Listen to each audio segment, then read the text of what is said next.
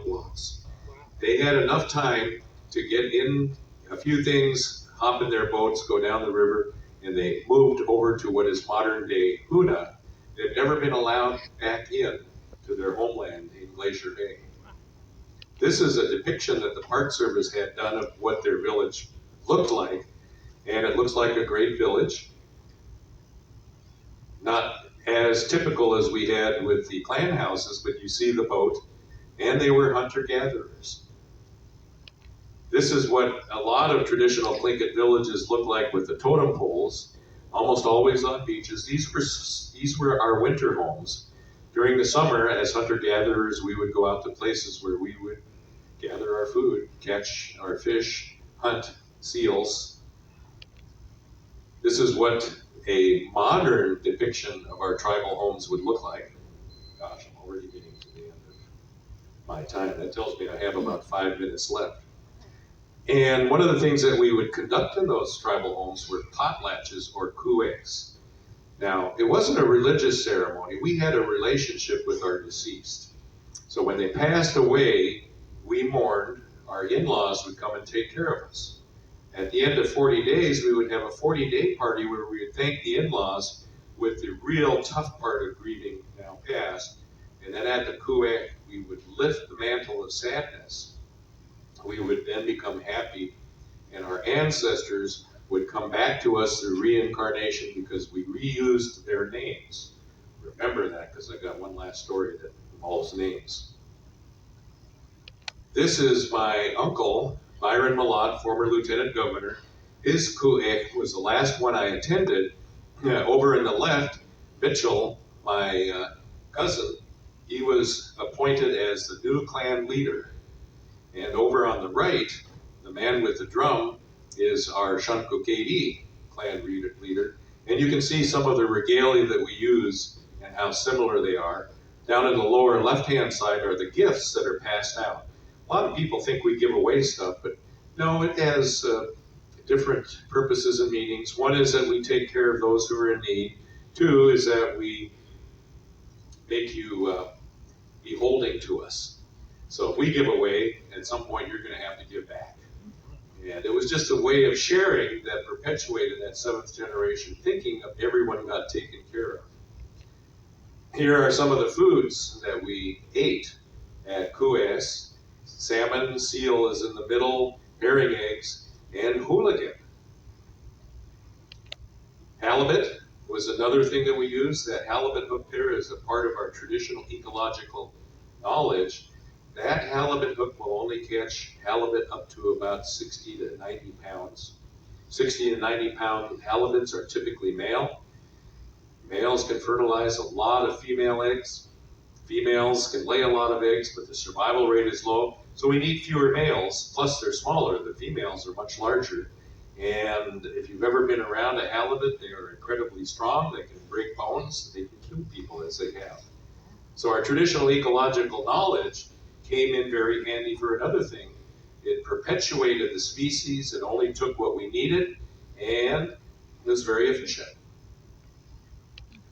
These are some of the things that we saw and ate, including that marine mammal down below. In the Akatale area, we do have moose. This one, I think, is up from around the Icy Straits area. But we would eat harbor seals, sea lions. We didn't eat otters, but boy, they sure have some warm fur that keeps you warm in really cold temperatures. This is a seal hunting camp close to the Hubbard Glacier. And that's a bentwood box. That's where we stored our oil. We would render hooligan and we would render seal down to their oil. Great source of omega-3s. That's why we were so healthy. And many European explorers commented about how intelligent the Tlingit people were.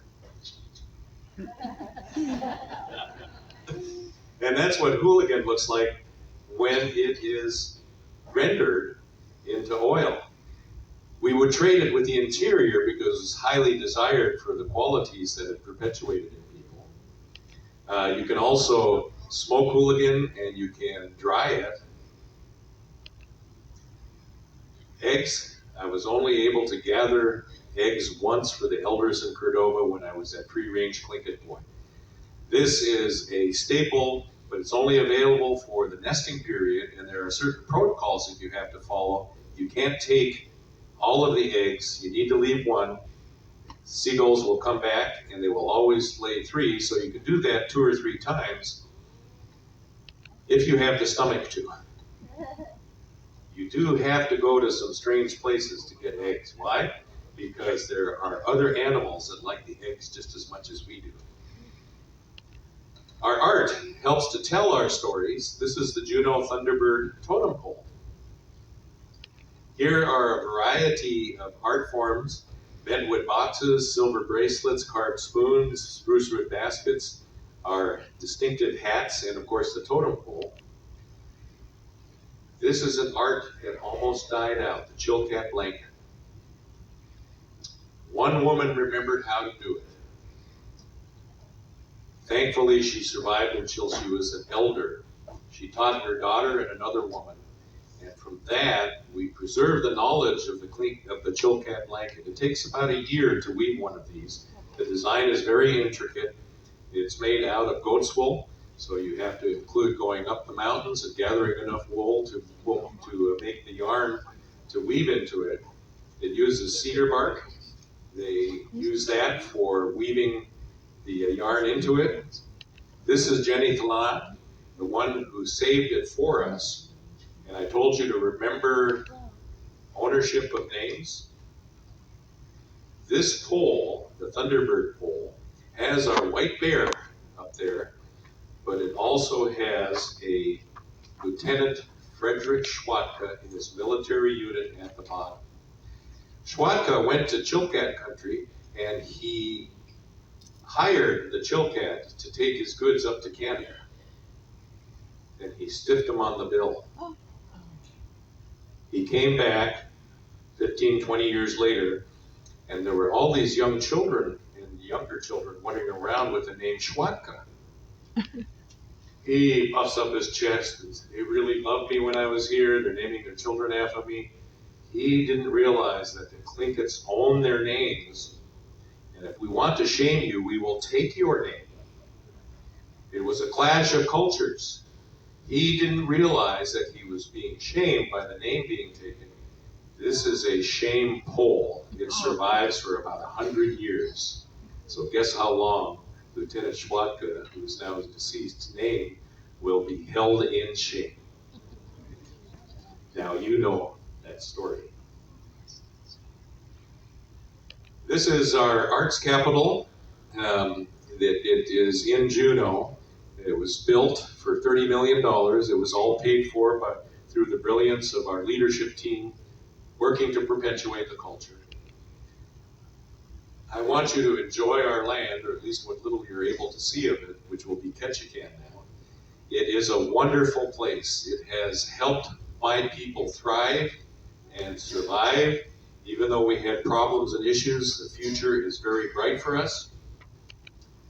With that, what do I say to each of you as we look at Mount St. Elias again?